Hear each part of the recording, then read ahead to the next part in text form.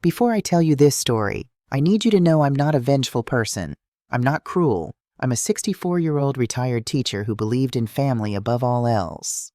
But sometimes the people you love most will take everything from you if you let them. This is the story of how I finally said no.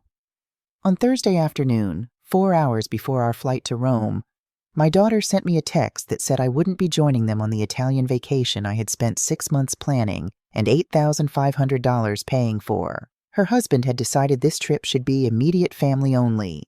I'm Agatha Winthrop, 64 years old. I texted back one word. Okay.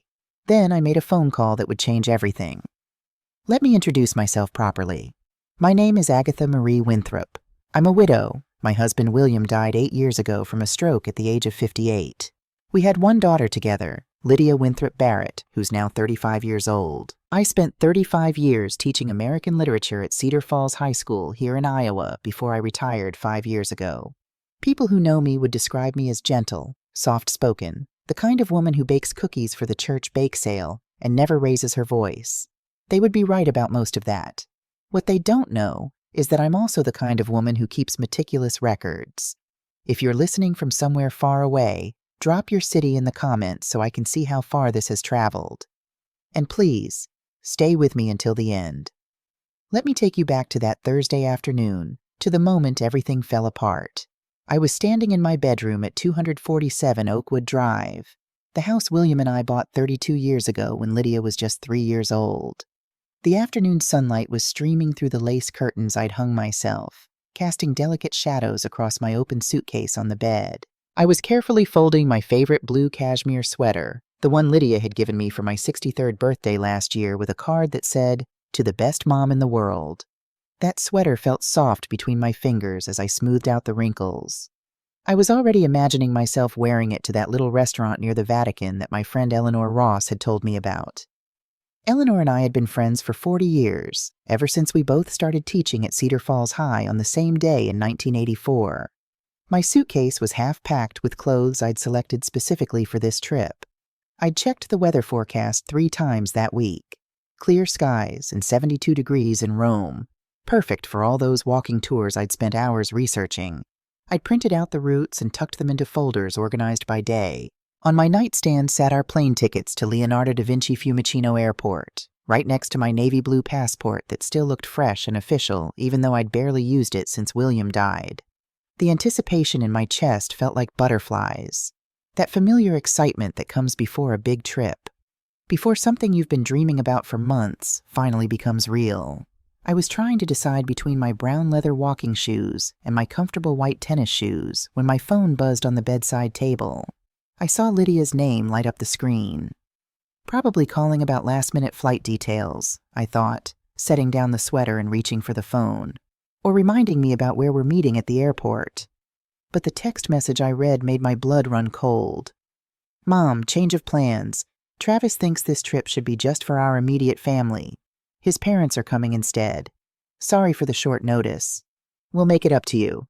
I read it once. I read it. Then twice. Then a third time. My thumb hovered over the screen like maybe if I stared at it long enough, the words would rearrange themselves into something that made sense. Immediate family only. Those 4 words kept repeating in my head like a song stuck on repeat. But I was her mother.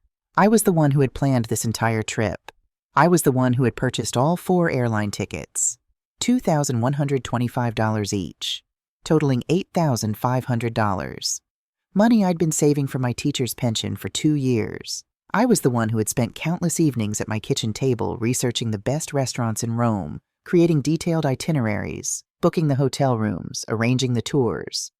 What was supposed to make sense about immediate family only when the person receiving that message was your own mother? I sat down slowly on the edge of my bed. The open suitcase was still next to me. My hands were shaking just slightly as I typed back the only response I could manage. I understand. Not why. Not but I planned everything. Not how could you do this to me. Just I understand. The disappointment settled into my chest like a stone. I looked around my bedroom at all the preparations I'd made for a vacation that was no longer going to happen. There on my dresser were all those travel-sized bottles of shampoo, conditioner, and toothpaste I'd bought at Walgreens. lined up like little soldiers ready for deployment. My guidebooks to Rome sat on my reading chair, their pages marked with dozens of yellow sticky notes indicating all the places we'd planned to visit together.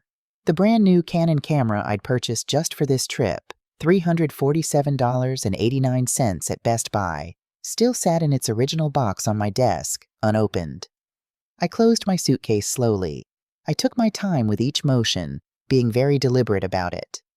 Every snap of those metal clasps echoed through the quiet bedroom with a sound of finality that made my throat tight. Then I picked up my phone and called United Airlines. I listened to that irritating hold music, a tinny version of Vivaldi's Four Seasons, while I waited 37 minutes to speak with someone about canceling my reservation. The woman who helped me was named Jennifer, according to the recorded message that kept interrupting the music. When Jennifer finally answered, she was efficient and kind. "I'm really sorry to hear your plans changed, Mrs. Winthrop," she said. I found myself wondering if she could hear the disappointment in my voice. "I can cancel your ticket with no penalty since it's a family emergency. You'll receive a full refund within 7 to 10 business days. The confirmation number is UA7734WTH. Is there anything else I can help you with today?" "No, thank you," I said quietly. "That's everything." After I hung up, I walked to my living room and sat down in William's old leather armchair, the one I could never bring myself to get rid of, even though the left armrest was worn smooth from years of his hand resting there. I stared at all those travel brochures spread across my coffee table, colorful pages showing the Colosseum, the Trevi Fountain, the Spanish Steps. The house seemed emptier than usual, quiet in a way that made my ears ring. From outside, I could hear Mrs. Holloway's golden retriever barking at something. Probably the mailman, since it was just after 3 o'clock. That sharp, insistent sound cut through the suburban quiet of our neighborhood. I reached over and picked up one of the brochures. It was a glossy pamphlet all about Roman architecture, with photographs of ancient columns and marble statues. I set it down on the side table next to William's chair. It was a small, pointless gesture, but it was about all I could manage in that moment when I was finally understanding that I had been very carefully and very intentionally excluded from their plans. When evening came, it brought with it the same quiet emptiness that had been filling up my house all day long. I'd been moving around like a zombie through those hours. I'd even left my dinner dishes sitting dirty in the sink instead of washing them right away like I always did. That packed suitcase was still sitting by my bedroom door, a constant reminder of plans that would never happen. I had the television going in the living room, some evening news show that I wasn't really paying attention to. Brian Williams was talking about something political, but his words were just background noise. I kept picking up my phone for no real reason, just scrolling through random things, my fingers restless against the screen. I figured maybe checking Facebook might help distract me from this hollow feeling in my chest. I'd gotten better at using Facebook since Eleanor had insisted I join to see photos of her grandchildren, even though I still didn't have any of my own. I scrolled past Mrs. Fairbanks's pictures of her orange tabby cat, Mr. Whiskers wearing a tiny bow tie, past some recipe posts from the ladies in my book club about zucchini bread, past political content I didn't feel like reading. The familiar blue light from the screen was actually kind of soothing as my living room grew darker outside. That's when I spotted it. Patricia and Gordon Barrett, Travis's parents, were standing right there in front of the Colosseum, both of them smiling big at the camera with that look tourists get when they've found the perfect spot for a photo. Patricia was wearing what looked like a new Burberry scarf. Gordon had on an expensive-looking navy blazer. The caption underneath said, "Beginning of the best family vacation ever. #Rome, #FamilyTime, #blessed."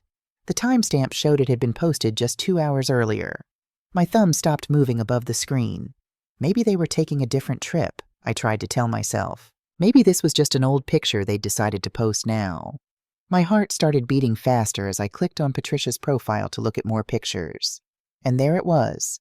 Same location, same time. But this photo had 4 people in it. Patricia, Gordon, Travis, and Lydia.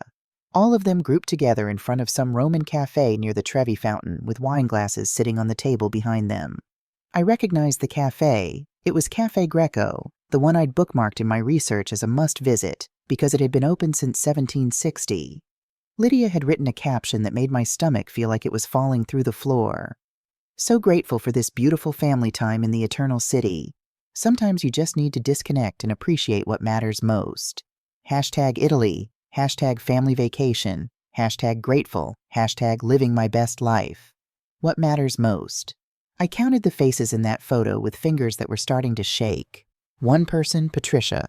2 people, Gordon. 3 people, Travis. 4 people, Lydia. Not 5. That word family felt like it was burning itself into my brain like a hot iron. I put the phone down on my coffee table with their happy faces still glowing up from the screen. I got up and walked over to my kitchen window, looking out at my neighbor's house where I could see warm lights shining from their windows.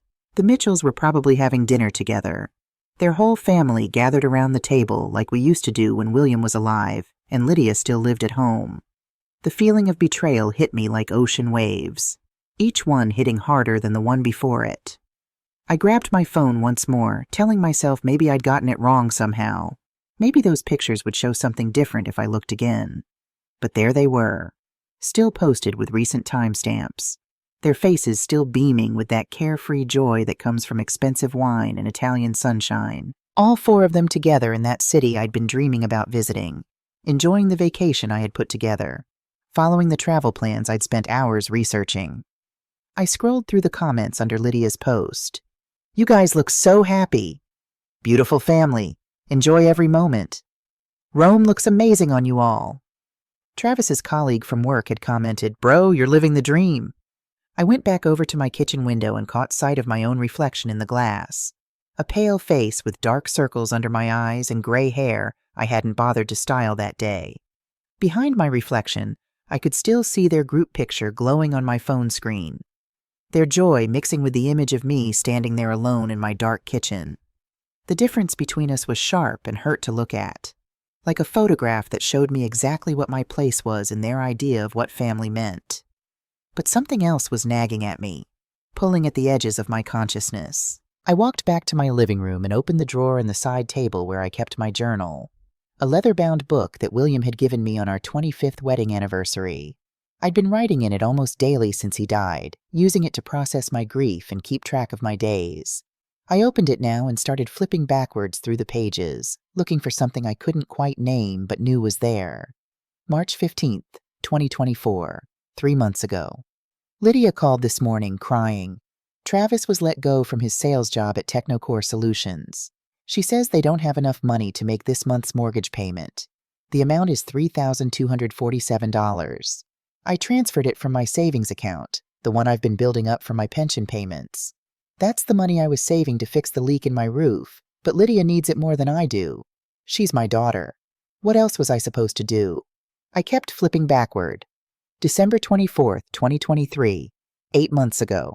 Christmas Eve at Lydia and Travis's house at 847 Oak Avenue. Patricia Barrett wore her new Cartier watch and wouldn't stop mentioning they'd just bought a 40-foot yacht called the Barrett Legacy. Gordon kept showing everyone pictures of it on his phone. Travis sat quietly through most of dinner, barely touching his food. I could see the tension in his jaw every time his father spoke. After Patricia and Gordon left around 9 p.m., Lydia pulled me into the kitchen and whispered, "Mom, Travis feels like such a failure compared to his parents. They're always showing off their wealth and he can't compete. Is there any way you could help us with some investment money? Just $15,000 so Travis can put it into this business opportunity with his friend Derek. He says it's a sure thing and it would make him feel like he's not such a disappointment to his family." I wrote the check before I left. It seemed like the right thing to do. Travis is my son-in-law. Lydia is my daughter. This is what family does. We help each other. June 8th, 2023, over a year ago. Today is my 63rd birthday. Eleanor organized a small party at her house, just the book club ladies and a few friends from church. Lydia was supposed to arrive at 2 p.m. She showed up at 4:15 p.m., rushing in with apologies, saying she got caught up at work. Travis didn't come at all. Lydia said he had an emergency meeting with a client. They sent flowers, a nice arrangement of pink roses that probably cost $75. Eleanor hugged me when Lydia left and whispered, "You deserve better than flowers, Aggie." I told her I understood. Work is important. But lying in bed tonight, I felt so lonely I could barely breathe. January 12th, 2023, almost 2 years ago. Today, I closed on the house at 847 Oak Avenue for Lydia and Travis. Purchase price, $147,000. I used the entire life insurance payout from William, $95,000, for the down payment, and I took out a small mortgage in my name for the remaining $52,000. The monthly payments are $287.34, which I can manage on my pension. Robert Chen, William's old friend and our family lawyer, asked me 3 times if I was sure about this. He said, "Agatha, are you absolutely certain? This is all the money William left you. Once it's gone, it's gone. But Lydia and Travis need a home. Travis's credit score is only 580, too low to qualify for a mortgage on their own. If I don't help them, they'll have to keep renting that cramped apartment on Riverside Drive." We agreed that once Travis's career stabilizes and his credit improves, we'll transfer the title into their names. It's just temporary. Robert made me sign extra documentation saying I understood the risks. He said, "I'm writing this down, Agatha. If things go wrong, you'll be protected." I told him he was being paranoid. She's my daughter. She would never take advantage of me. I sat there on my couch, staring at that entry. My hand trembled slightly as I held the journal. The house was still in my name. After 2 years, we'd never gotten around to transferring the title. Every time I'd mentioned it, Lydia had said, "We'll do it next month, Mom. Travis is just so busy with work right now." And I'd believed her. I kept flipping backward through my journal. With each page, the pattern became clearer. November 3rd, 2022. Lydia called. They're behind on their credit card payments. $12,847.32 is the total balance across 3 cards. Can I help? Of course I can. That's what the money from selling William's vintage record collection is for, right? To help our daughter when she needs it. August 29th, 2022. Travis's car was repossessed. Something about missed payments. The total to get it back plus penalties is $8,534.16. I took it out of my retirement savings. Lydia cried and thanked me. She said, "Mom, you're the only person we can count on. Travis's parents would just lecture us about financial responsibility." I told her it was fine. I don't need much. My teacher's pension covers my expenses. This is what mothers do. May 15th, 2022. I canceled my trip to Boston to visit Eleanor's daughter's wedding. Lydia needed me to watch the house while they went to Patricia and Gordon's anniversary party in the Hamptons. They were gone for 4 days. I spent the whole time watering their plants and collecting their mail. When they came back, Lydia showed me photos of the Barrett family yacht. She looked happy in those pictures, but there was something tight around her smile. I closed the journal and sat in the growing darkness of my living room, my hand pressed against my chest where my heart was beating too fast. The numbers started adding up in my head. House down payment, $95,000, mortgage payments, 24 months at $287.34, $6,896.16. Property taxes, 2 years at $3,400, $6,800. Home insurance, 2 years at $1,200, $2,400. Travis's job loss mortgage payment, $3,247 investment opportunity check, $15,000 credit card debt payoff, $12,847. 32 car repossession, $8,534.16. Various other emergencies, approximately $11,375.36. Total, $162,100. That was how much I had given them over the past 2 years. That was my entire life insurance payout from William, plus a significant chunk of my retirement savings, plus money I'd saved from my pension, plus the proceeds from selling William's beloved record collection that had taken him 30 years to build. And now they were in Italy. The trip I had planned. The trip I had paid for. Without me. With Travis's parents, who had never given them a dime but got to enjoy my daughter's company while I sat alone in my house, excluded from immediate family. I barely slept that night. I tossed and turned in bed. Images of their vacation photos flashed through my mind every time I closed my eyes. Patricia's smug smile, Gordon's expensive blazer, Travis's arm around Lydia's shoulders, my daughter's caption, "What matters most, When morning finally came with that dull gray light creeping through my bedroom curtains at 6:43 a.m., I knew I couldn't just let this go without getting answers. I had to understand why this had happened, what I had done to deserve being cast aside like this. My hands were trembling slightly as I sat at my kitchen table with my coffee mug, the one that said "World's Best Mom" that Lydia had given me for Mother's Day 3 years ago.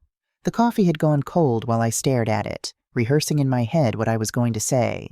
With the time difference, it was already 12:43 p.m. in Rome. The perfect time to call. They'd be finishing lunch, probably at some expensive restaurant I'd researched and added to our itinerary. I took a deep breath and dialed Lydia's number. I listened to that expensive-sounding international ringtone. It rang 3 times, 4 times. I was about to hang up when I heard her voice, bright and cheerful. "Hey, Mom!" I could hear noise in the background. Travis laughing at something. Street sounds. The busy atmosphere of an Italian city. The clinking of glasses and cutlery. "I need to understand something," I said, getting straight to the point. My voice was steadier than I expected. "What's that?" She sounded distracted, probably looking at some tourist attraction or interesting storefront window. "I saw the pictures on Facebook. Travis's mother and father are there with you." There was a pause. It went on for a long time, at least 15 seconds of silence where I could hear my own heartbeat in my ears. Then, when she spoke again, her voice had changed, taken on a defensive tone I recognized from when she was a teenager and I'd caught her breaking curfew. "Mom, we can talk about this when we get back. We can explain everything." "You told me it was for immediate family only," I interrupted, my voice still calm but firm. "So what does that make me, Lydia?" Another pause. Then her voice got colder, harder. "Listen, Mom, Travis said you can be too much to handle sometimes. He didn't want you messing up his vacation with his parents there. You know how they are about impressions. Too much to handle." Those words felt like someone had punched me in the stomach. "Messing it up?" I said quietly. "Lydia, I'm the one who planned this entire trip. I'm the one who bought all the tickets. I spent 6 months researching, and Patricia and Gordon paid for their own tickets." She cut me off. "They don't expect us to entertain them every single second or plan their whole day for them. They're independent. All the time." Those words hung in the air between us like an accusation. "I helped support you, too," I said, my voice barely above a whisper. "The house, the mortgage payments, the credit cards, Travis's car. That was your choice," she cut me off again, her voice rising. "We never asked you to make us feel guilty about accepting your help, Mom. You offered. You insisted, actually." I could hear Travis laughing in the background again. His voice relaxed and carefree, completely unaware of the conversation that was tearing me apart. The sound of his laughter made my teeth clench. "To be honest, Mom," Lydia continued, her voice getting harder with every word, "Travis was right about this. You do need too much attention. Everything always has to be about you and your feelings and your sacrifices. His therapist even said—" "His therapist?" I interrupted. "You've been discussing me with Travis's therapist?" "She's not a stranger. She's a professional," Lydia said defensively. "Dr. Miranda Chen. And yes, we've talked about how your codependency issues affect our marriage, about how you use money to maintain control over our lives, about how you—" My phone buzzed against my ear. Another notification. I pulled it away to glance at the screen. Transaction alert. $847.32. Ristorante La Pergola, Rome, Italy. My credit card. The emergency card I'd given Lydia years ago when she was just starting to build her credit. The one I'd forgotten to remove her from.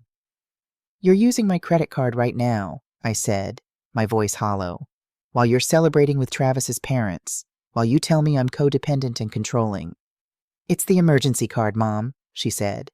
There wasn't even a hint of shame in her voice. "We're celebrating Patricia and Gordon's 40th anniversary. It's a special occasion. The restaurant cost a bit more than we expected." $847, I said. "For one dinner." "Oh my God, Mom, are you seriously going to make a big deal about one dinner? After everything—" She stopped herself. But the implication hung there. After everything I'd given them, I wasn't allowed to question anything. "You excluded me from the trip I planned and paid for," I said slowly, carefully. "You called me codependent and attention-seeking, And now you're using my money to celebrate with the people you chose over me. It's not like that, she said, but her voice lacked conviction. Listen, I really have to go. Patricia and Gordon are waiting, and we have a wine tasting tour this afternoon. We'll talk about all this when I get back, okay? Just please don't post anything passive-aggressive on Facebook. Travis's family doesn't need the drama. Wait, I need to— Mom, I really have to go. Love you. Bye. The call ended. I sat there in my kitchen, the phone still pressed to my ear, listening to dead silence. The morning sun was streaming through my window, illuminating the dust motes floating in the air. Outside, I could hear Mrs. Holloway calling for her dog. A car drove past. Life was continuing normally for everyone else while my world had just shifted on its axis. My phone buzzed again. Transaction alert. $234.56. Boutique Valentino, Rome, Italy, and again. Transaction alert. $456. 78. Tuscan wine tasting tour. 4 persons. And again. Transaction alert. $127.89. Gelateria Giolitti, Rome, Italy. My phone kept buzzing throughout the morning as more charges came through. They were shopping, having wine tastings, eating gelato, all on my emergency credit card, all while celebrating that I wasn't there. I set my phone down very carefully on the kitchen table and stared at it like it was a snake that might bite me. Too much to handle, I whispered to my empty kitchen. Codependent. Controlling. Is that really what I was? Or was that just what they needed me to believe so they could keep taking without feeling guilty? An hour later, I found myself standing on Eleanor Ross's front porch at 923 Birch Street. I didn't remember making the decision to drive over. I just knew I couldn't sit alone in my house for one more minute. Eleanor opened the door before I could knock. She took one look at my face and didn't say a word, just pulled me into a hug that smelled like lavender and cinnamon, like safety and friendship and all those years of teaching together. "Come in, Aggie," she said softly, using the nickname only she was allowed to use. "I'll make tea." Eleanor's kitchen was warm and bright, copper pots hanging from hooks and herbs growing in little pots on the windowsill. She moved around the space with practiced efficiency, filling her kettle, getting down her good china teacups, the ones with tiny painted roses that had belonged to her grandmother. I sat at her kitchen table and told her everything. About the text message, about the Facebook photos, about the phone call with Lydia, about the credit card charges that kept coming through, about the journal entries showing 2 years of giving and giving and giving until there was almost nothing left of me. Eleanor listened without interrupting, just nodding occasionally and pouring our tea when it was ready. The steam rose from the cups, carrying the scent of chamomile. Only when I was finished, my voice hoarse from talking, did she finally speak. "How long has this been going on, Aggie?" "I don't know," I admitted. "When did I become the problem instead of the parent?" "You haven't become anything," Eleanor said firmly. "But I need to ask you something, and I need you to really think about it." She reached across the table and took my hand. "In the past 8 years since William died, how many times has Lydia asked about your needs, your dreams, your life outside of being her mother and her bank account?" I opened my mouth to answer, but no words came out, because the truth was, I couldn't remember a single time. "When William died," Eleanor continued gently, "you poured everything into Lydia, every bit of yourself. But Aggie, she was 27 years old. She was married. She had her own life. And you made her your entire purpose." "She's my daughter," I protested weakly. "And you're a person," Eleanor said. "Not a bank account, not a convenience, not a support system that only gets activated when there's a need." She stood up and walked to her kitchen counter. She picked up a framed photo I'd seen 100 times before. Eleanor with her son David and his family, all smiling at the camera. "When my husband Richard died of cancer," she said quietly, "my son David wanted me to sell my house and move in with them. He said it would be easier for everyone, that I shouldn't be alone. You know what I realized, Aggie?" I shook my head. "He wanted my house money. He wanted free childcare for his kids. He wanted a built-in housekeeper and cook. What he didn't want was to actually have a relationship with me. So I said no." She smiled.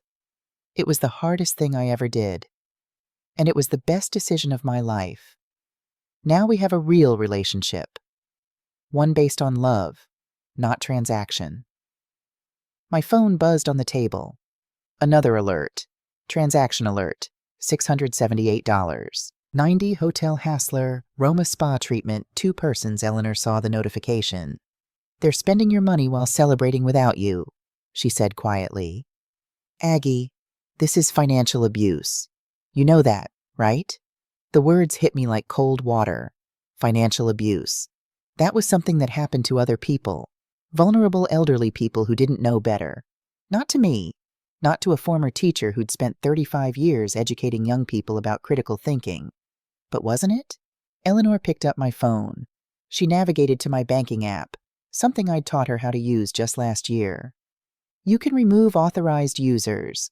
Right now. Today. If I do that, I said, my voice small and scared, Lydia will be furious. She'll what? Eleanor interrupted, her voice gentle but firm. Stop loving you? Honey, I hate to say this, but does she love you now? Or does she love what you provide? Another buzz. $892.45. Il Convivio Ristorante, Rome.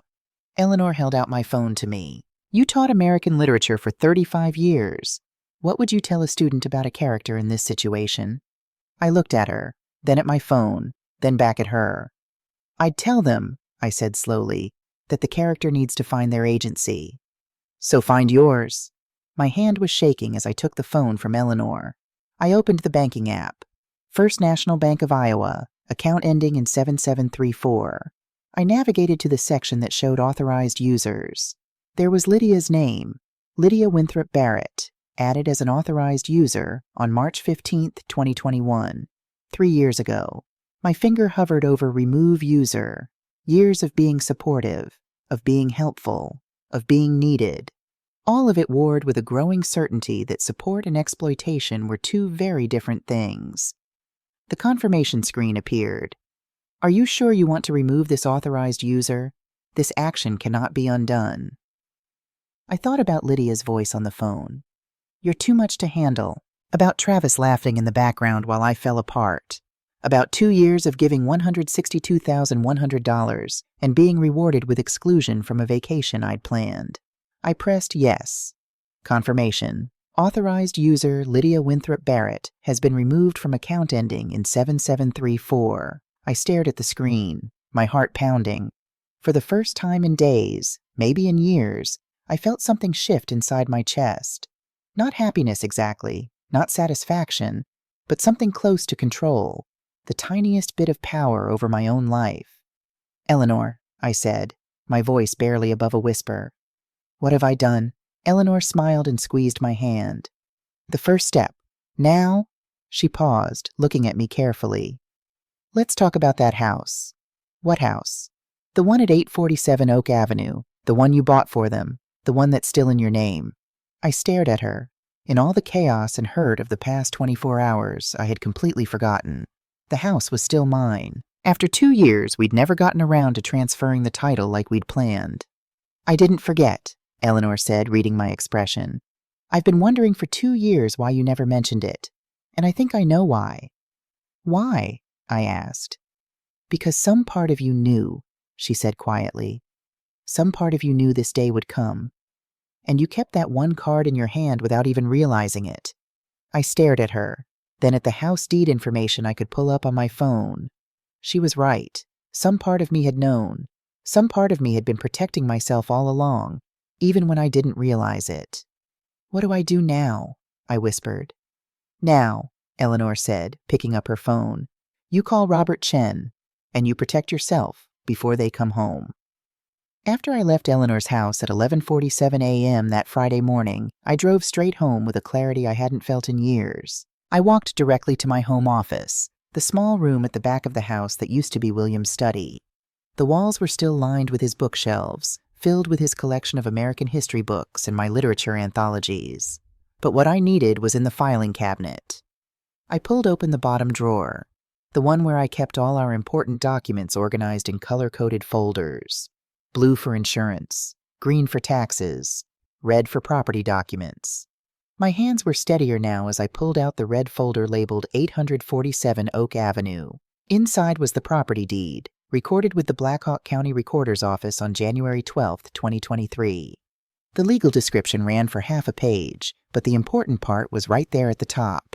Property owner, Agatha Marie Winthrop. Property address, 847 Oak Avenue, Cedar Falls, Iowa, 50613. Purchase price, $147,000. Date of purchase, January 12, 2023. Not Lydia's name, not Travis's name, mine. Sitting underneath the deed was something else. Something I'd forgotten about, but Eleanor's words had triggered the memory. It was a letter from Robert Chen, dated January 10, 2023, 2 days before the closing. I unfolded it and read his handwritten note at the bottom. Agatha, I've documented our conversation of January 8th in my files. You stated your intention to transfer this property to Lydia and Travis once Travis's career stabilizes. I've advised you multiple times that this is financially risky. This letter serves as my official recommendation that you protect yourself by keeping detailed records of all financial assistance you provide to them. If you ever need this documentation, call me immediately. Your friend always, Robert. I picked up my phone and called Robert Chen's office. His secretary, Margaret, answered on the second ring. Chen Legal Services, this is Margaret speaking. Margaret, this is Agatha Winthrop. Is Robert available? It's somewhat urgent. Oh, Mrs. Winthrop, let me check his schedule. Hold, please. The hold music was mercifully brief, maybe 20 seconds of soft classical piano. Then Robert's familiar voice came on the line. Agatha, I was wondering when I'd hear from you. That sentence made me pause. You were expecting my call? Eleanor called me about an hour ago, he said. She told me what happened with Lydia and the Italy trip. Agatha, I'm so sorry, but I need you to come to my office. Today, if possible. There are some things you need to know. What kind of things? The kind of things we should discuss in person. Can you come at 2 p.m.? I looked at my watch. It was 12:15 p.m. I'll be there. Robert Chen's office was in a renovated Victorian house on Main Street, painted a dignified cream color with hunter green shutters. I'd been there dozens of times over the years. For William's will.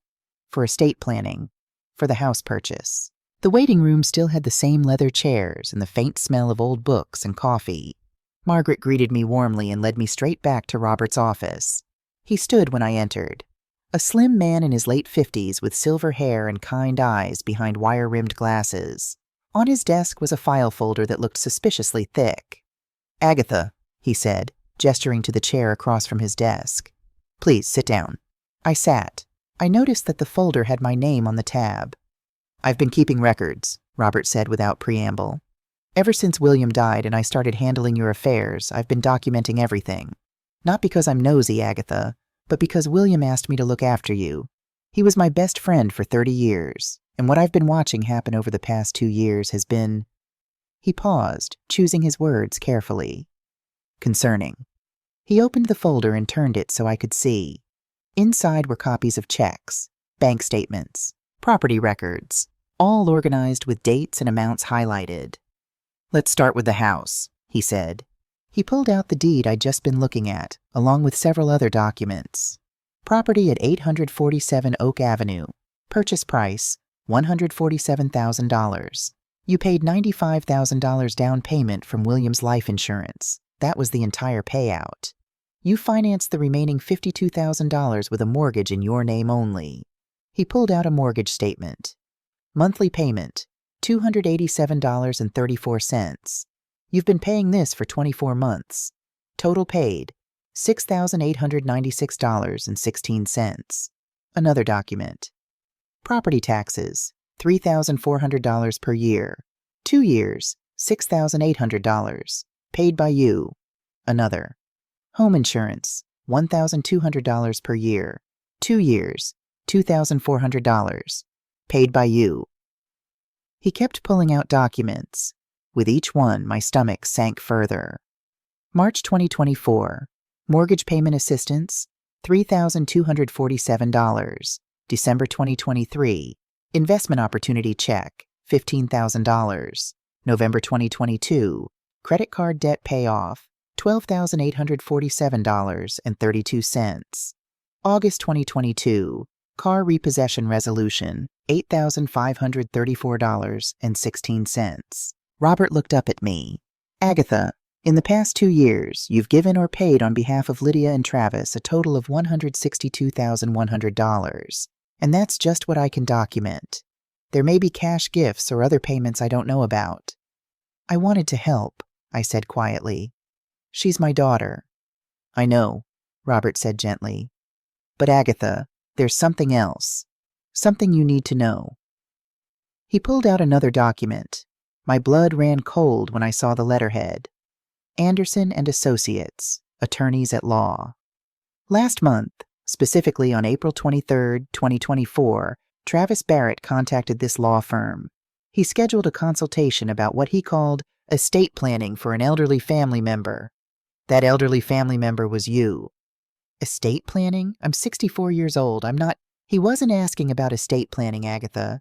He was asking about conservatorship, guardianship, how to have someone declared mentally incompetent so a family member could take legal control of their assets. The room seemed to tilt. I gripped the arms of my chair. He told them you were showing signs of dementia, Robert continued, his voice tight with controlled anger. That you were making financially irresponsible decisions, that you were forgetting things and becoming confused. He asked specifically about the process for having you declared incompetent and how he could gain control of your property, particularly the house at 847 Oak Avenue. How do you know this? I whispered. Because James Anderson is my former law partner, Robert said. When Travis mentioned your name, James called me immediately. He refused to take the case and referred Travis elsewhere, but he wanted me to know what was being attempted. Robert pulled out one more document, a printout of an email. Travis sent this to another attorney on May 2nd. James forwarded it to me. Would you like me to read it? I nodded, unable to speak. Robert cleared his throat and read, My mother-in-law, Agatha Winthrop, is 64 years old and showing increasing signs of financial irresponsibility and possible early-stage dementia. She has been making erratic decisions with her money, giving away large sums without proper consideration. My wife and I are concerned about her ability to manage her affairs. She owns a property at 847 Oak Avenue that she purchased for us, but may have forgotten about, as she hasn't transferred the title as she promised. We need to protect her from herself and ensure her assets are properly managed.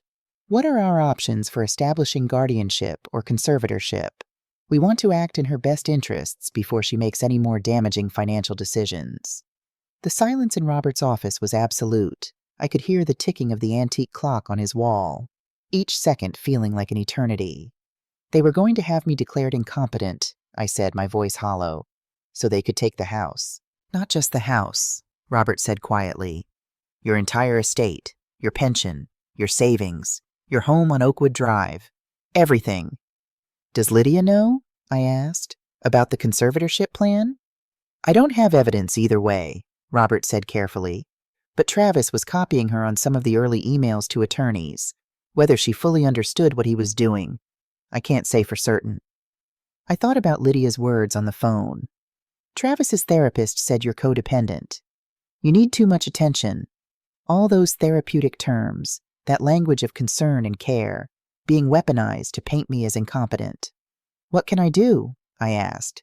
Robert leaned forward, his expression serious. Legally, you're in a very strong position. The house is yours. You can sell it, rent it, or continue letting them live there rent-free. That's entirely your decision. The money you've given them is legally considered gifts, so you can't recover it. But the property itself is protected. But if they're planning to have me declared incompetent, then we need to act before they return from Italy, Robert said firmly.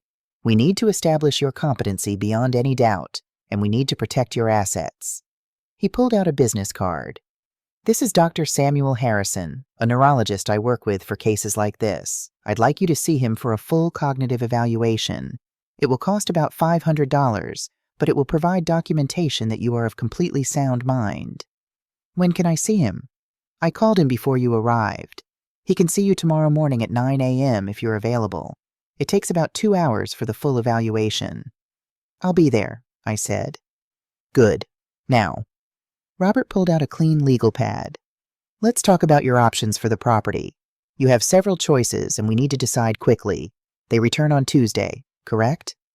Tuesday evening at 6 p.m., I confirmed. United Airlines Flight 847 from Rome to Chicago O'Hare, then connecting to Cedar Rapids. That gives us 4 days, Robert said. 4 days to take action if that's what you choose to do. I thought about those Facebook photos, about Lydia's voice on the phone, about 2 years of giving everything I had, only to be excluded from my own vacation and targeted for conservatorship. What would you recommend? I asked. Robert looked at me for a long moment. As your attorney, I'd recommend protecting yourself. As William's best friend, I'd recommend protecting yourself. As someone who's watched you be systematically exploited for 2 years, he paused. Agatha, sell the house. Get your equity out. Let them figure out their own lives. That seems cruel, I whispered. Crueler than planning to have you declared incompetent? Crueler than taking a vacation on your dime while excluding you? Crueler than spending your emergency credit card on spa treatments while calling you controlling? He was right. I knew he was right. If I sell it, I said slowly, how fast can it be done? In this market? With a cash buyer? Robert pulled up something on his computer. I have a colleague, Nina Kowalski, who's a real estate agent. She's excellent and discreet. With the right buyer, you could close in a week, maybe less. Let's do it, I said. I was surprised by how steady my voice sounded. Let's sell the house. By the time I left Robert's office at 4:30 p.m., we had a complete plan. Friday evening, meet with Nina Kowalski, the real estate agent. Saturday morning, cognitive evaluation with Dr. Harrison. Saturday afternoon, list the house, professional photos. Sunday, open house for potential buyers. Monday, accept best offer, begin closing process. Tuesday, ideally close sale, aggressive but possible with cash buyer. Tuesday evening, be present when they arrive home. My phone rang as I was walking to my car. Eleanor, how'd it go with Robert? He confirmed everything, I said. And worse, Travis has been trying to have me declared incompetent so he can take control of my assets. I heard Eleanor's sharp intake of breath. That son of a— I'm selling the house, I interrupted. Robert's setting it up. We have 4 days before they get back. Do you need help? Meet me at my house at 7 p.m., I said. I'm meeting with the real estate agent at 6:30. I'll need someone there I trust. I'll bring wine, Eleanor said, and moral support. Nina Kowalski arrived at 6:35 p.m. in a silver Lexus. She was carrying a leather portfolio and an iPad. She was in her mid-40s, professionally dressed in a navy blazer and crisp white shirt. Dark hair pulled back in a neat bun. When she shook my hand, her grip was firm and confident. Mrs. Winthrop, thank you for meeting with me on such short notice, she said as I led her into my living room. Robert Chen explained the basics of your situation. First, I want you to know, I understand. I went through something similar with my ex-husband. Sometimes protecting yourself means making hard decisions. Something about her directness made me trust her immediately. Let's look at what we're working with, Nina said, opening her iPad. 847 Oak Avenue. Robert sent me the property details. 3-bedroom, 2-bath, 1,847 square feet, built in 2019. You purchased it for $147,000 in January 2023. Current market value, she tapped her screen. Based on recent comparables in that neighborhood, I'd estimate between $205,000 and $220,000. My eyes widened. It's increased that much in 2 years? Cedar Falls real estate has been on fire, Nina said. Young families moving here for the schools and the university. Properties in that area are highly desirable. She showed me her screen. Look at these recent sales. 823 Oak Avenue, sold for $215,000 last month. 934 Oak Avenue, sold for $208,000 in March. You're sitting on significant equity. How fast can we sell it? I asked. In this market? With the right price? Nina smiled. I already have 3 potential buyers who've been looking in that neighborhood. One is a cash buyer, young couple relocating for jobs at the university. They're pre-approved and desperate. If we price it right, we could have an offer by Sunday and close by Friday. Maybe even Thursday if everyone moves fast. Price it to sell, I said. I don't want this to drag out. Nina nodded. I'd recommend listing at $212,000, slightly below market value to generate immediate interest and potentially multiple offers.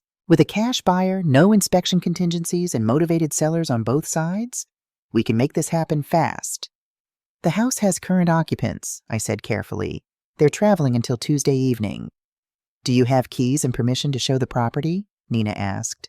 I have keys. As for permission, I met her eyes. I own the house. It's entirely in my name. They've been living there rent-free for 2 years. Understanding crossed Nina's face. Then legally you have every right to sell. I'll need you to sign the listing agreement and we can start showings tomorrow afternoon. I'll schedule the photographer for 10 a.m. Eleanor arrived just as Nina was pulling out the paperwork. I introduced them, and Eleanor immediately took up a position next to me on the couch. My support system, my witness, my friend. One more thing, Nina said as I was signing the final page. What do you want to do about their belongings? If we close before they return, we'll need to address that. I hadn't thought that far ahead. What are my options? Legally, since they're not tenants with a formal lease, you could remove their belongings and store them, Nina explained. Or you could wait until after they return and give them notice to vacate, but that delays the sale and gives them time to complicate things. What would you recommend? I asked. Nina chose her words carefully. In my experience with similar situations, act decisively. Hire a moving company, put their belongings in a paid storage unit, leave them the key and information. It's actually more generous than you're required to be. Eleanor squeezed my hand. Do it. Don't give them time to manipulate you. Okay, I said. Let's do that too. Nina made some notes. I know a good moving company, Sam Rodriguez and his crew. Reliable, discreet, fast. I'll give you his number. Tell him I sent you. By the time Nina left at 8:15 p.m., the plan was in motion. The listing would go live Saturday afternoon. Showings would begin immediately. With any luck, I'd have an offer by Sunday evening. Eleanor and I sat in my living room, 2 glasses of wine in front of us, neither of us really drinking. Are you okay? Eleanor asked quietly. I thought about that question. Was I okay? I was selling my daughter's house out from under her while she was on vacation. I was dismantling her life in retaliation for, what? Being excluded? Being called names? Being financially exploited? No, not retaliation. Protection. I'm protecting myself, I said finally. For the first time in 2 years, I'm choosing myself over being useful to them. That's not selfish, Aggie, Eleanor said. That's survival. My phone buzzed. Another credit card alert. Transaction alert. $1,247.89. Brunello Cucinelli Boutique, Rome, Italy. $1,200 on clothing. On my emergency credit card. While I sat here planning to dismantle their lives. Except it wasn't their life. It was my house. My money. My property that I'd been paying for while they lived rent-free and plotted to have me declared incompetent. I'm okay, I said more firmly this time. I'm going to be okay. Saturday morning, I arrived at Dr. Samuel Harrison's office at 8:50 a.m.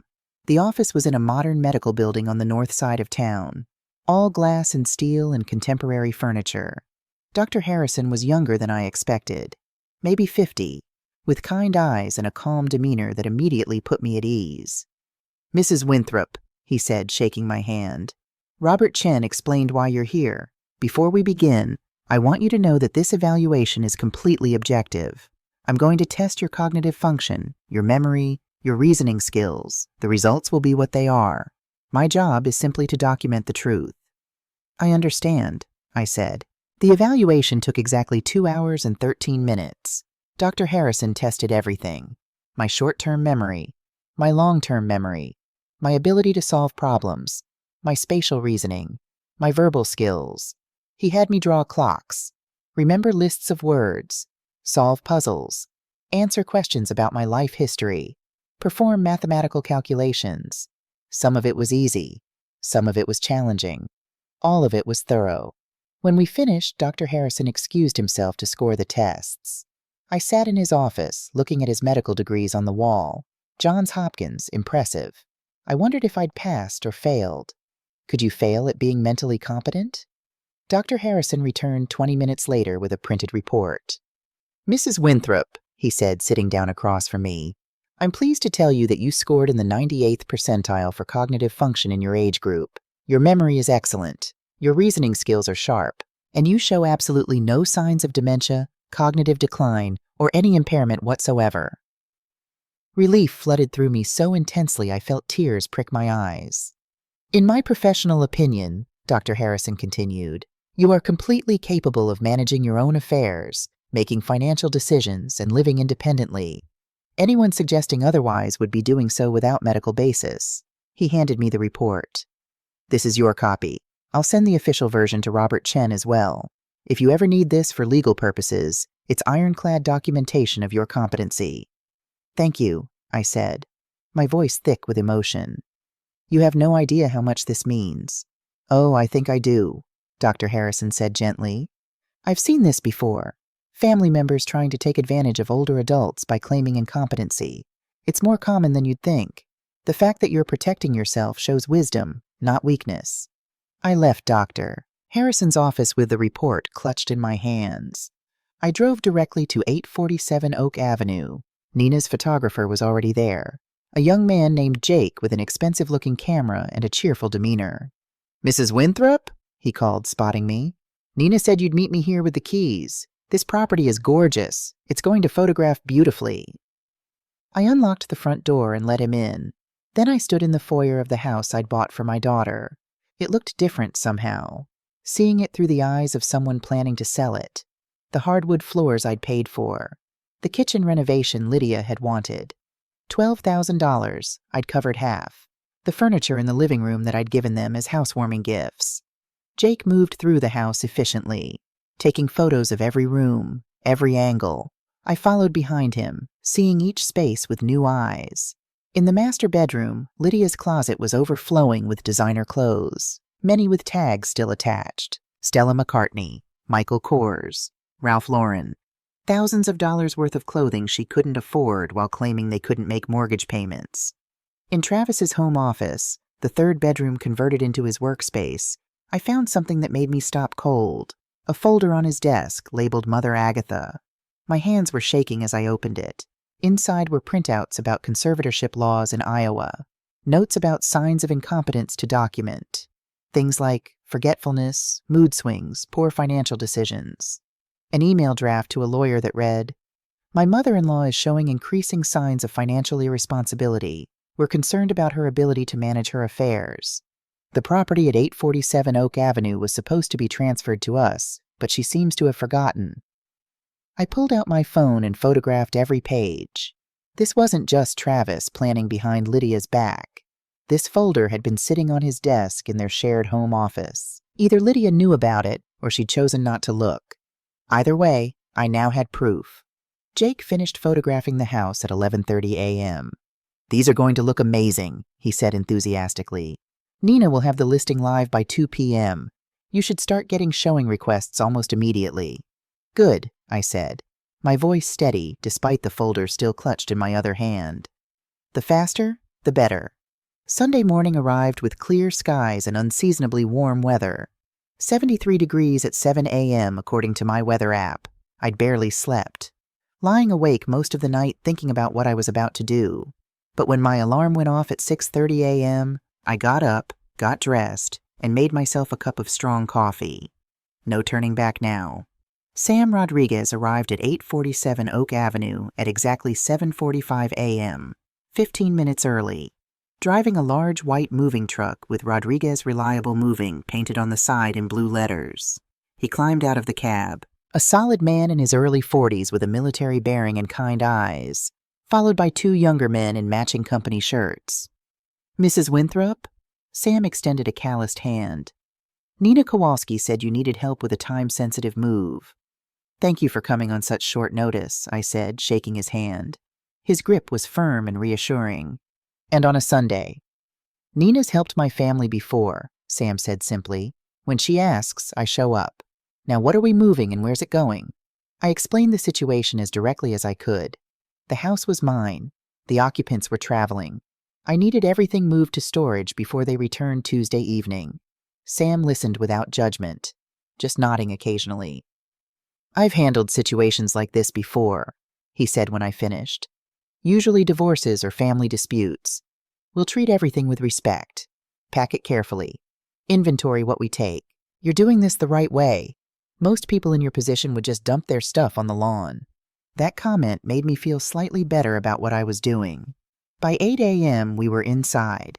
Sam and his crew moved through the house with professional efficiency, starting with the bedrooms. I watched them carefully wrap Lydia's designer clothes, pack Travis's electronics, box up their books and photos. Each box was labeled with the room and general contents: master bedroom, clothing, kitchen, cookware, living room, decor.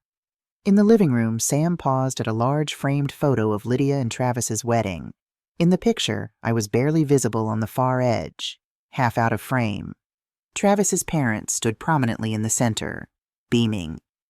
"This going to storage too?" Sam asked gently. "Everything," I said firmly. "All of it." Around 9:30 a.m., my phone rang. Nina Kowalski. "Agatha, I have news," she said, excitement clear in her voice. "We have an offer already. The cash buyers I mentioned, Daniel and Meredith Hayes, both 33, relocating from Chicago for jobs at the university. They saw the listing at 2:15 p.m. yesterday, drove by at 4 p.m., and just submitted an offer at 9 a.m. this morning." "How much?" I asked, my heart racing. $218,000, $6,000 over asking. All cash, no inspection. They want to close by Friday. "Agatha, this is an exceptional offer, but I need an answer quickly. They want to hear back by noon." I looked around the living room at Sam's crew carefully packing away Lydia and Travis's life into cardboard boxes. "Accept it," I said. "Tell them yes." "Are you absolutely certain?" Nina asked, her tone professional but concerned. "Once you sign the acceptance, you're committed." "I'm certain," I said. I was surprised by how steady my voice sounded. "Send me the paperwork." By 11 a.m., I'd signed the purchase agreement on my phone, using one of those electronic signature services that Eleanor had shown me how to use last year. Sale price, $218,000. Closing date, Friday, May 31st at 2 p.m. After paying off the remaining mortgage balance of $48,763.42 and Nina's commission of $13,080, I'd net approximately $156,156.58. Not quite what I'd put into them over 2 years, but close enough. And more importantly, they couldn't take it from me. Sam and his crew finished loading the truck at 1:47 p.m. We'd packed and removed everything: furniture, clothes, dishes, electronics, toiletries, even the food from the refrigerator. The house stood empty except for the built-in appliances and window treatments. "Where to?" Sam asked, wiping sweat from his forehead. "Safekeep Storage on Pine Street," I said. "I rented a 10 by 20 unit yesterday, number 52C. The storage facility was a sprawling complex of orange-doored units, clean and well-maintained with good security. Sam backed the truck up to Unit 52C, and we spent the next hour and 20 minutes unloading everything. The boxes and furniture filled the unit almost completely, an entire household condensed into 200 square feet of climate-controlled space. When the last box was in place, Sam pulled out a clipboard and handed me an itemized inventory list, 3 pages long. "Everything's documented here," he said. "Number of boxes, contents, furniture pieces. If anything's missing or damaged when they retrieve it, you have proof of what went in." "Thank you," I said. "What do I owe you?" $847.50, Sam said, showing me the invoice. "That includes the truck, 3 men for 5.5 hours, packing materials, and inventory documentation." I wrote him a check. Then I added an extra $200. For working on a Sunday and being so professional about a difficult situation. Sam looked at the check, then at me. "Mrs. Winthrop, can I tell you something?" "Of course. My sister went through something similar. Her husband's family tried to take advantage of her after he died. Manipulated her, used her money, made her feel guilty for having boundaries. You know what I wish she'd done?" "What?" "Exactly what you're doing right now. Standing up for herself before they took everything. She waited too long, tried to be nice, and they bled her dry. You're being smart. Don't let anyone make you feel bad about protecting yourself." His words brought unexpected tears to my eyes. "Thank you. I needed to hear that." After Sam left, I stood alone in the storage unit. looking at the stacked boxes and furniture that represented Lydia and Travis's life.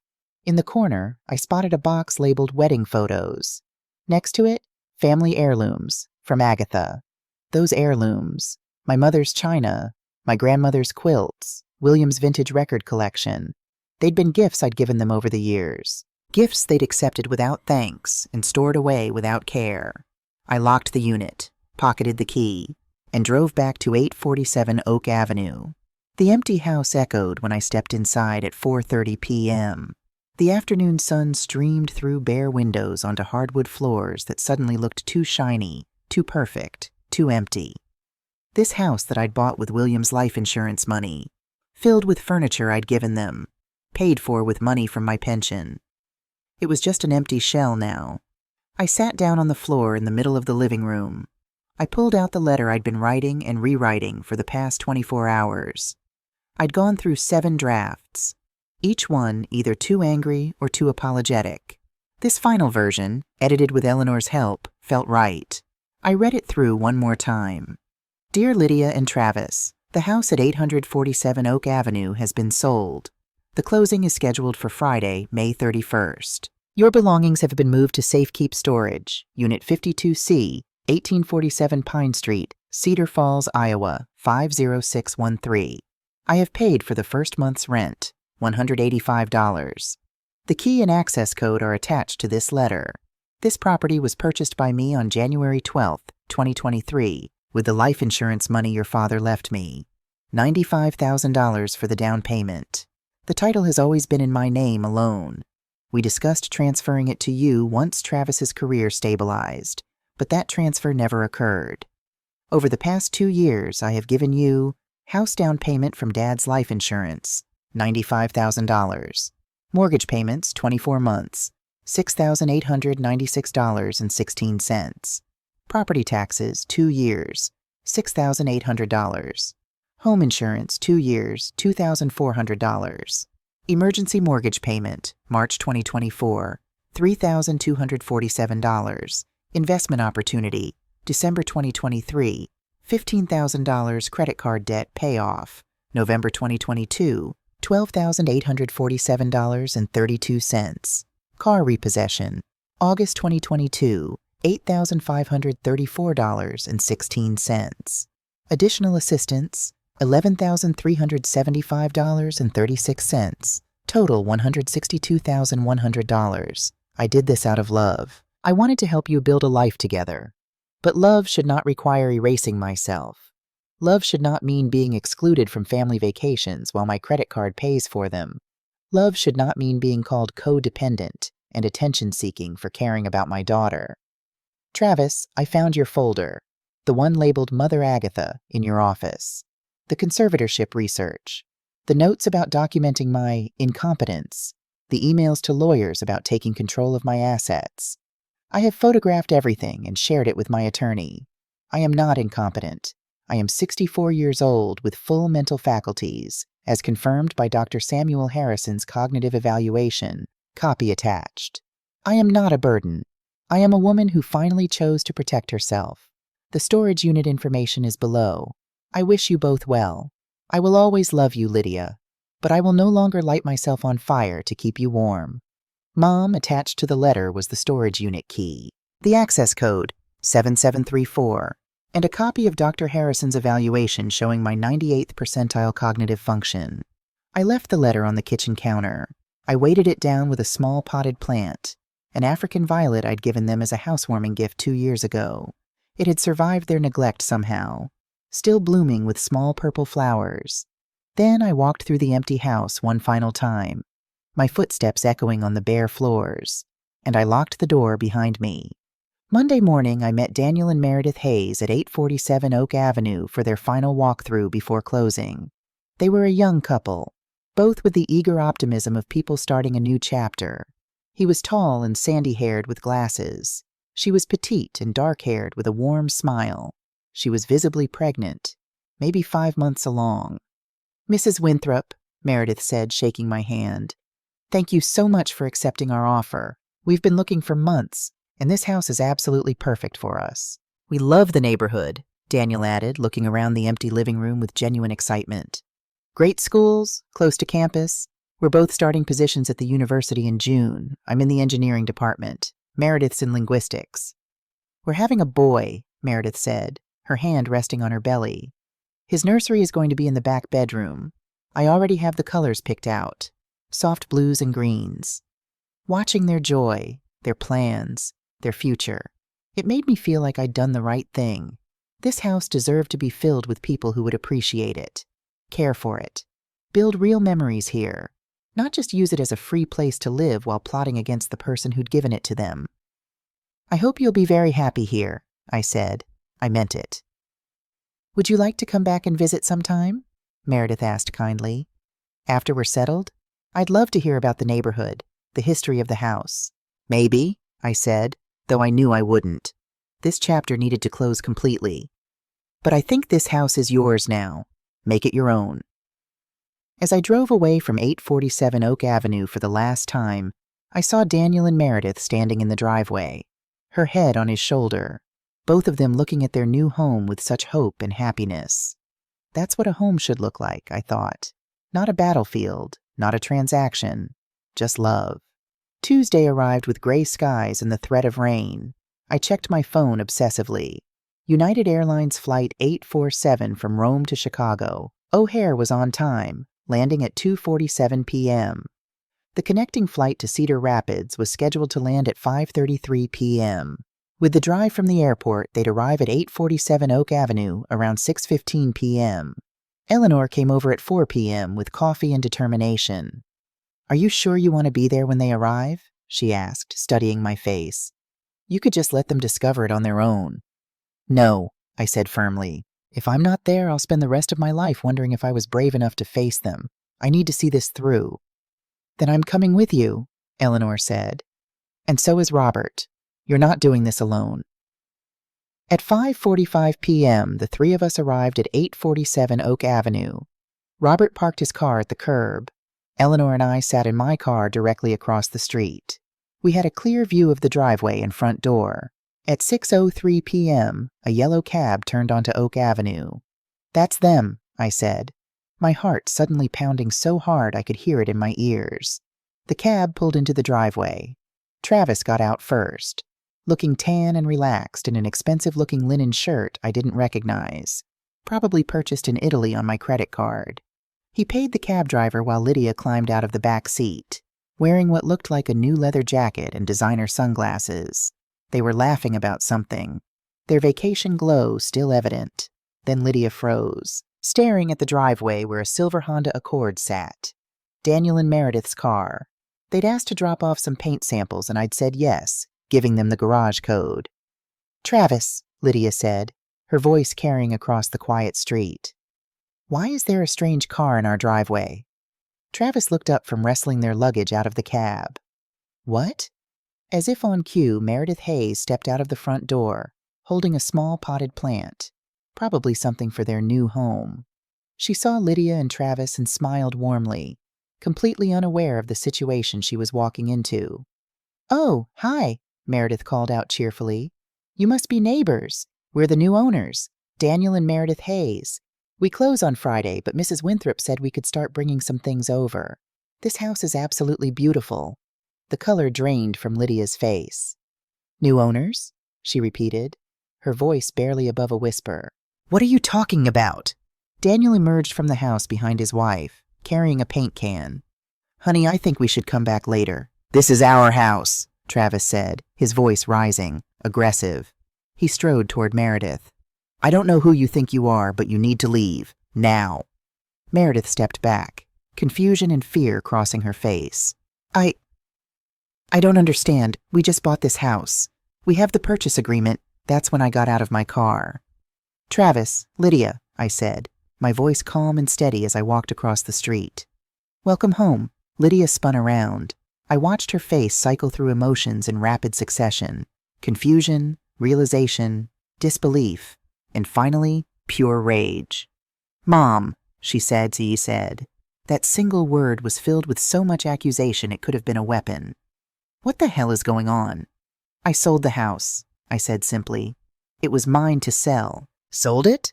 Travis's face was turning that deep red color that meant he was about to explode. That's impossible. This is our house. We live here. You lived here, I corrected. In a house I purchased with my late husband's life insurance money. A house that was always titled in my name. A house I allowed you to live in rent-free for 2 years while I paid the mortgage, taxes, and insurance. Robert Chen emerged from his car, briefcase in hand. Mr. and Mrs. Barrett, I'm Robert Chen, Mrs. Winthrop's attorney. Perhaps we should discuss this calmly. Calmly? Lydia's voice was shrill now, bordering on hysterical. She sold our house while we were on vacation. How are we supposed to be calm?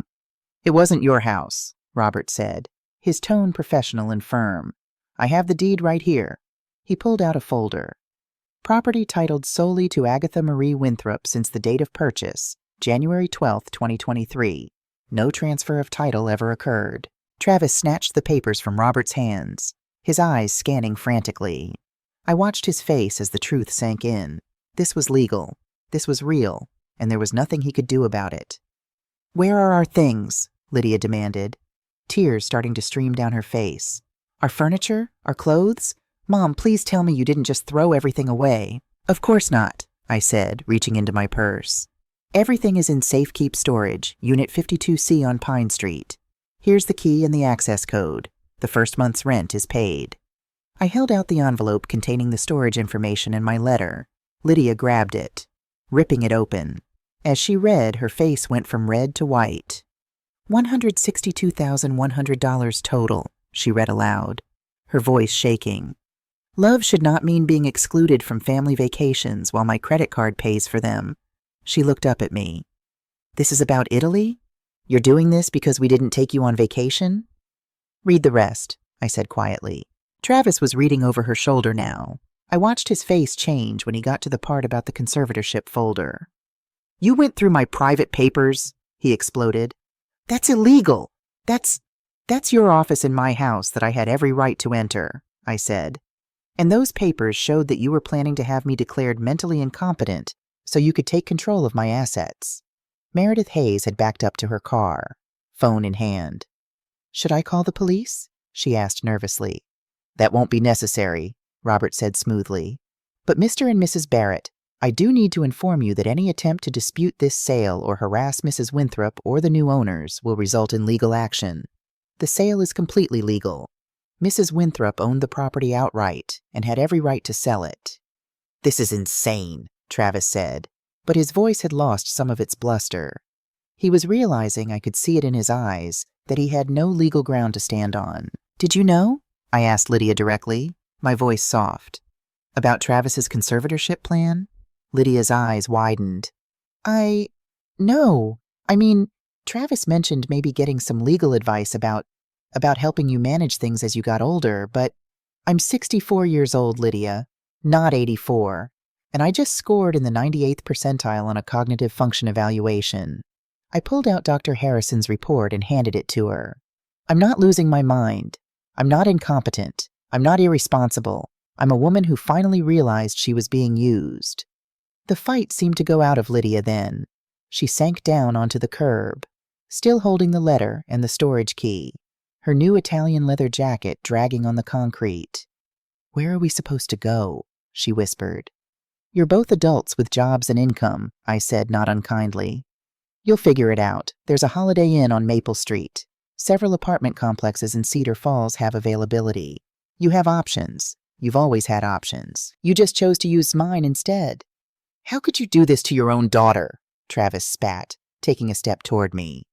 Eleanor stepped forward, positioning herself slightly between us. Back up, she said firmly. You've taken enough from her. Sam Rodriguez's truck pulled up at that moment. I'd called him earlier to be nearby in case things got violent. He climbed out, his presence solid and reassuring. Everything okay here, Mrs. Winthrop? He asked, his eyes on Travis. We're fine, Sam. Thank you for coming. Travis looked around, at me, at Eleanor, at Robert, at Sam, at the young couple standing nervously by their new house. He seemed to realize finally that he had no leverage here, no control, no way to manipulate this situation. This isn't over, he said, but it sounded hollow.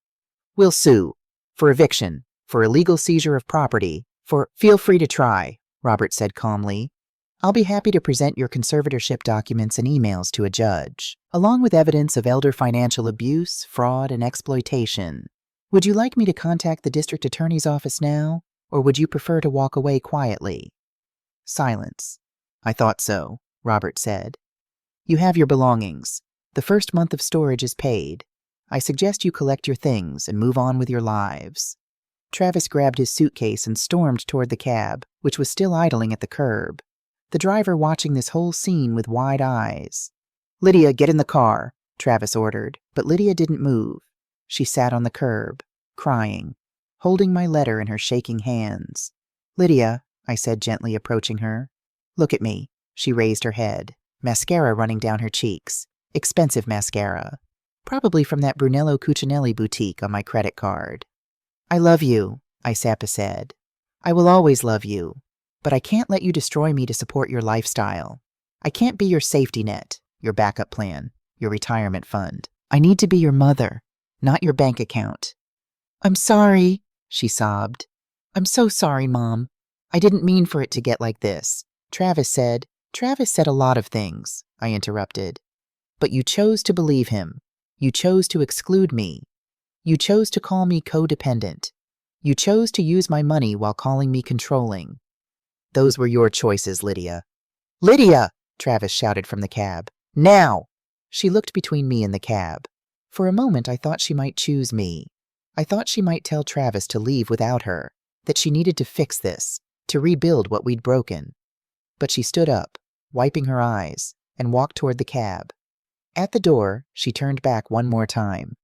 Mom, go, I said softly. Figure out your life. When you're ready to have a real relationship, one based on love, not money, call me, but not before then.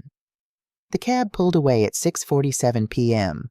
I watched it disappear down Oak Avenue, carrying my daughter away from the house I'd bought her, away from the life I'd funded, toward whatever future she and Travis would have to build on their own.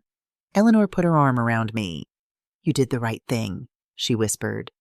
Then why does it hurt so much? I asked, tears finally spilling down my own cheeks. Because you're a mother, Eleanor said. And mothers feel everything, even when we're protecting ourselves. Daniel and Meredith Hayes approached cautiously. Mrs. Winthrop, Meredith said softly, is there anything we can do? I looked at them, this young couple with their whole future ahead of them, their baby on the way, their dreams of making this house a home. Yes, I said, managing a smile through my tears. Be happy here. Fill it with love. Make it everything it was supposed to be. We will, she promised. We absolutely will. Robert drove me home. Eleanor followed in my car. Sam gave me a supportive nod before driving away, and I went home to my empty house on Oakwood Drive, exhausted and heartbroken and free. For the first time in 2 years, nobody was taking from me. For the first time in 2 years, I had chosen myself. It didn't feel like victory yet, but it felt like survival, and for now, that was enough. The November morning was crisp and clear when I woke up at 6:30 a.m. in my bedroom on Oakwood Drive. I lay there for a moment, listening to the silence of my house. But it wasn't the hollow, lonely silence of before. It was peaceful, content. I got up and made coffee, then took my mug out to the back porch where the morning sun was just starting to warm the wooden planks. My garden had never looked better. I'd spent the past 6 months really tending to it, planting mums and asters that were now blooming in deep purples and golds. Life had changed in ways I never expected. With the money from selling 847 Oak Avenue, I'd paid off my own mortgage completely, $43,287.16, gone in one payment. I'd put $50,000 into a high-yield savings account. I donated $10,000 to the Cedar Falls Women's Shelter, specifically for their program helping women escape financial abuse. And I'd kept the rest as a cushion, finally building the retirement fund I should have had all along. But the money wasn't the biggest change. I'd started volunteering at the senior center on Tuesday and Thursday mornings, teaching a creative writing class. I'd rejoined my book club and actually attended every meeting. I'd gone on 4 dates with William Morrison. Yes, another William. which Eleanor found hilarious. A retired history professor who made me laugh and never once asked me for money. I was living my life instead of funding someone else's. My phone buzzed on the patio table. A text message from an unknown number. "Mom, it's Lydia. I know you said not to contact you until I was ready. I think I'm ready. Can we talk? Please?" My heart seized in my chest. 6 months of silence. 6 months of wondering how she was. If she was okay. If she ever thought about me. I'd seen exactly 2 things. Her LinkedIn profile showed she was still working at her marketing job, and Eleanor had mentioned seeing her at Target once, looking thin and tired. I stared at the text for a long moment, my finger hovering over the keyboard. Finally, I typed, "Coffee, the daily grind, tomorrow at 10 a.m., just you." The response came immediately. "Just me, I promise. Thank you, Mom." Wednesday morning, I arrived at the daily grind at 9:50 a.m. Eleanor had offered to come with me, but I'd said no. This was something I needed to do alone. Lydia walked in at 9:58 a.m., 2 minutes early. I almost didn't recognize her. She'd lost weight. Too much weight. Her expensive clothes were gone, replaced by simple jeans and a plain sweater. No designer bag. No Italian leather jacket. Her hair was pulled back in a simple ponytail.